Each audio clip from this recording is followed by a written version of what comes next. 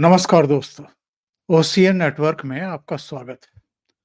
10 दिन के भीतर पश्चिम बंगाल के गवर्नर डॉक्टर सीवी आनंद बोस फिर से दिल्ली पहुंचे हैं और उनके दिल्ली लैंड करने के बाद से ही तमाम तरह की अटकलें एक बार फिर शुरू हो गई हैं। एक दिन पहले ही राष्ट्रपति द्रौपदी मुर्मू का एक बयान सामने आया था, जिसमें उन्होंने कहा था कि मैं भयभीत हूं और जो कुछ हो रहा है इससे राष्ट्रपति बेहद नाखुश दिखाई दे रही हैं। उन्होंने एक शब्द का इस्तेमाल किया था, बस अब बहुत हो गया। उनके बयान के अगले ही दिन गवर्नर का दिल्ली पहुंचना और जो जानकारी मिल रही है वो ये है कि शुक्रवार को वो गृह मंत्री अमित शाह से मिल सकते हैं और उनको पश्चिम बंगाल की जो सिचुएशन है, कानून व्यवस्था है, उस पर एक रिपोर्ट सौंप सकते हैं। 19 अगस्त को वो दिल्ली आए थे पिछली बार और 20 अगस्त को उनकी राष्ट्रपति से और उपराष्ट्रपति से मुलाकात हुई थी। एक दो टेलीविजन चैनलों से भी उन्होंने बात की थी, मीडिया से बात की थी और जब उनसे पूछा गया था कि क्या आपकी गृह मंत्री से भी मुलाकात हुई है या होनी है, तो उन्होंने कहा था कि अभी तक तो नहीं हुई है। इसका मतलब ये है कि जब वो पिछली बार आए थे 10 दिन पहले, तो उनकी गृह मंत्री अमित शाह से मुलाकात नहीं हुई थी।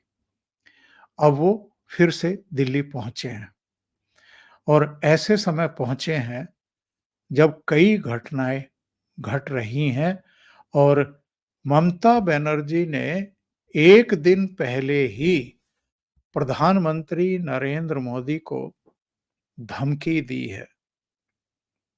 और ये धमकी क्या है, जिसकी गूंज जो है वो पाकिस्तान के मीडिया में भी सुनाई दे रही है। पाकिस्तान में भी ममता बनर्जी की ये धमकी सुर्खियां बटोर रही है। उन्होंने कहा था कि अगर पश्चिम बंगाल जला, यानी अगर उनकी सरकार गई, उनकी सरकार को बर्खास्त किया गया, तो पूर्वोत्तर भी जलेगा, असम भी जलेगा, उत्तर प्रदेश, झारखंड, उड़ीसा भी जलेगा और उन्होंने कहा था दिल्ली भी जलेगी। उन्होंने कहा था कि नरेंद्र बाबू, आपकी कुर्सी भी हम छीन लेंगे। इस तरह के शब्दों का प्रयोग धमकी के रूप में ममता बनर्जी ने दिया था। क्या कहा था, एक नजर डाल लेते हैं। उन्होंने कहा कुछ लोगों को लगता है कि बंगाल बांग्लादेश है। याद रखिए, बांग्लादेश और भारत अलग अलग देश हैं। प्रधानमंत्री नरेंद्र मोदी अपनी पार्टी के जरिए बंगाल में आग लगाने की कोशिश कर रहे हैं। आप बंगाल जलाएंगे तो असम, नॉर्थ ईस्ट, उत्तर प्रदेश, बिहार, झारखंड, उड़ीसा भी जलेंगे। आंच दिल्ली तक पहुंचेगी, हम पीएम की कुर्सी गिरा देंगे। इस मामले में वैसे सुप्रीम कोर्ट में एक शिकायत की गई है और ये गुरुवार को हुआ। प्रैक्टिस करने वाले एक वकील हैं विनीत जिंदल, उन्होंने ममता बनर्जी के खिलाफ दिल्ली पुलिस में शिकायत भी दर्ज कराई है। जिंदल का तर्क है कि टीएमसी स्थापना दिवस पर दिया गया ममता का बयान, अगर बंगाल जलता है तो असम, बिहार, झारखंड, उड़ीसा, दिल्ली भी जलेंगे, भड़काऊ और राष्ट्र विरोधी है। उनका तर्क है कि उनके जिंदल के एफआईआर करने की मांग करते हुए ममता ने ये शब्द दुश्मनी को भड़काने के लिए कहे गए हैं। ये राष्ट्रीय सद्भाव और सार्वजनिक व्यवस्था को कमजोर कर सकते हैं। एक डेवलपमेंट और भी हुआ है। डेवलपमेंट ये है कि ममता बनर्जी ने राज्य विधानसभा का विशेष सत्र बुलाया है 2 सितंबर को, और ये 2 दिन का सत्र उन्होंने बुलाया है। पहले ही वो इस बारे में स्पष्ट कर चुकी हैं, घोषणा कर चुकी हैं कि हम इस विशेष सत्र में रेप के दोषियों को फांसी देने का कानून पारित करेंगे। और लगे हाथ उन्होंने एक बात और कही है। उन्होंने कहा है कि अगर राजभवन विधानसभा में पारित किए गए फांसी के कानून पर मोहर नहीं लगाता है, तो हम राजभवन पर धरना देकर के बैठ जाएंगे, राजभवन के खिलाफ धरना प्रदर्शन शुरू कर देंगे, उसका घेराव करेंगे। इसका मतलब क्या है? इसका मतलब ये है कि ममता बनर्जी राजनीतिक पासा पलटना चाहती हैं। वो पश्चिम बंगाल में उनके खिलाफ जो आक्रोश इस समय चरम पर है, सड़क पर केवल आम आदमी, महिलाएं ही नहीं हैं, बंगाल सिनेमा के लोग ही नहीं हैं, प्रतिष्ठित अभिनेता अभिनेत्री ही नहीं हैं, वहां के स्टूडेंट्स यानी युवा भी अब सड़कों पर उतर आए हैं। 21-22 दिन से लगातार आरजी कर मेडिकल कॉलेज में और जो दूसरे कॉलेज हैं उनमें हड़ताल, धरना, प्रदर्शन चल रही हैं। और ममता बनर्जी की सरकार, उसकी पुलिस, वो सब लोगों को नोटिस इशू करके धमकाने में ही लगी हुई है। सीबीआई की जांच आगे बढ़ रही है। कुछ ऐसे चित्र भी सामने आ रहे हैं जिनमें पता चल रहा है कि रेपिस्ट और हत्या अभियुक्त संजय रॉय और आरजी कर मेडिकल कॉलेज के प्रिंसिपल रहे संदीप घोष के बीच में बहुत घनिष्ठ संबंध थे, विश्वास के संबंध थे। ये संजय रॉय उन्हीं के दफ्तर में अपने जन्मदिन का केक काटते हुए दिखाई दे रहा है। सतीश चंद्र मिश्रा ने ये ट्वीट करते हुए लिखा है कि आरजी कर मेडिकल कॉलेज के तत्कालीन प्रिंसिपल संदीप घोष के कमरे में उनके साथ एकांत में केक काटकर अपना जन्मदिन मना रहे बलात्कारी हत्यारे संजय राय की ये फोटो बता रही है कि कलकत्ता के आरजी कर मेडिकल कॉलेज में जो हुआ किस किस की शह और संरक्षण में हुआ है। एक दिन पहले ही जब स्टूडेंट्स ने 2 दिन पहले जब स्टूडेंट्स ने प्रदर्शन किए थे, तो उन पर वाटर कैनन से लेकर के आंसू गैस और लाठियां तक सब प्रयोग किया था कलकत्ता पुलिस ने, उस आंदोलन को भारतीय जनता पार्टी से प्रेरित बताते हुए। उसके अगले दिन भारतीय जनता पार्टी ने बंगाल बंद का आह्वान किया, उसका मिला-जुला असर देखने को मिला।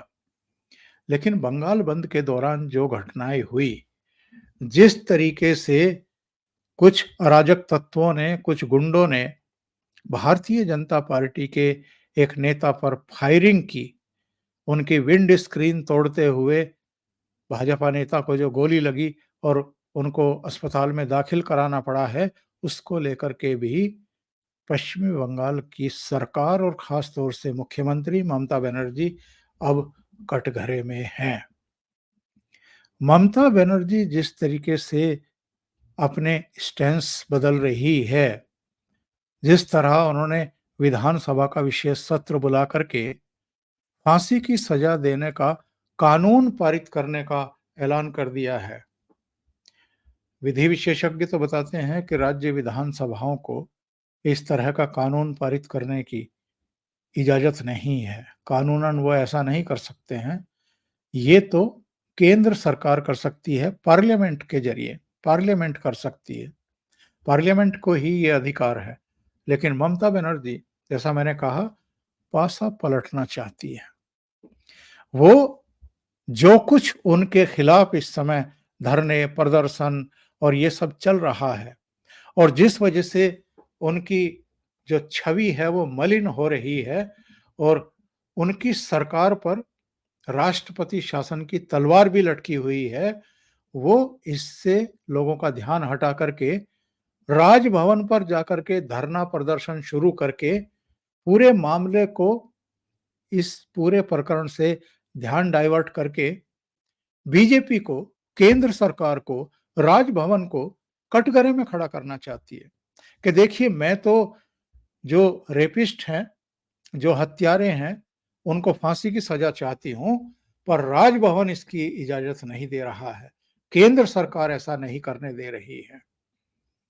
और ऐसे में, ऐसे माहौल में ममता बनर्जी के इस पासा पलट राजनीति के ठीक बीच में राष्ट्रपति की चिंताएं, जो वहां पर फायरिंग हुई है, जिस तरीके से आंदोलन को, प्रदर्शन को कुचलने की कोशिश हुई है, गिरफ्तारियां हुई हैं, उनमें राज्यपाल का फिर से दिल्ली पहुंचना, गृह मंत्री अमित शाह से मुलाकात करना, तमाम तरह की अटकलों को फिर से हवा देने वाला है। अभी भी बहुत सारे लोग हैं जिनका कहना ये है कि गवर्नर तो पहले भी राष्ट्रपति को रिपोर्ट सौंप करके गए हैं और 10 दिन पहले रिपोर्ट सौंप करके गए हैं। अब एक और रिपोर्ट अगर गृह मंत्री को सौंप भी देंगे, तो जिस तरह का अब तक का केंद्र का रवैया रहा है, उसमें लगता नहीं है कि ऐसे समय, जबकि जम्मू कश्मीर और हरियाणा में इलेक्शन के लिए नोटिफिकेशन जारी हो चुके हैं, प्रक्रिया शुरू हो चुकी है, ऐसे में पश्चिम बंगाल में राष्ट्रपति शासन लगाएगी केंद्र सरकार, ऐसा लगता नहीं है। पर जिस तरीके से ममता बनर्जी ने धमकी दी है प्रधानमंत्री नरेंद्र मोदी को कि अगर हमारी सरकार को हाथ लगाया गया, अगर बंगाल जला तो असम भी जलेगा, पूर्वोत्तर के राज्य भी जलेंगे, उत्तर प्रदेश तक में धमकी दी है कि वो भी जलेगा, और यहां तक के झारखंड, उड़ीसा, दिल्ली भी जलेगी, आपकी कुर्सी भी जाएगी। तो इस पर असम के मुख्यमंत्री हिमंता बिस्वा शर्मा का तो बहुत तीखा रिएक्शन आया है। उन्होंने एक ट्वीट जारी किया है। उन्होंने कहा है कि दीदी आपकी हिम्मत कैसे हुई असम को धमकाने की, हमें लाल आंखें मत दिखाइए, आपकी असफलता की राजनीति से भारत को जलाने की कोशिश भी मत कीजिए, आपको विभाजनकारी भाषा बोलना शोभा नहीं देता। लेकिन ममता बनर्जी की ये जो बयानबाजी है कि असम भी जलेगा, पूर्वोत्तर भी जलेगा, उड़ीसा भी जलेगा, यूपी भी जलेगा, दिल्ली भी जलेगा, आपकी कुर्सी भी जाएगी मोदी जी, इसको पाकिस्तान के मीडिया ने तो हाथों हाथ लिया है।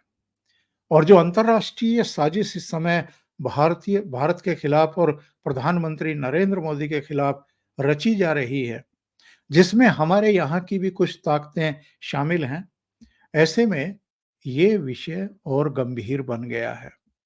तो सबकी निगाहें अगले कुछ दिन दिल्ली पर टिकी रहेंगी कि दिल्ली ममता बनर्जी का क्या भाग्य तय करता है, और पश्चिम बंगाल को ऐसे ही भगवान भरोसे छोड़ा जाता रहेगा, या दिल्ली अब हस्तक्षेप करेगा।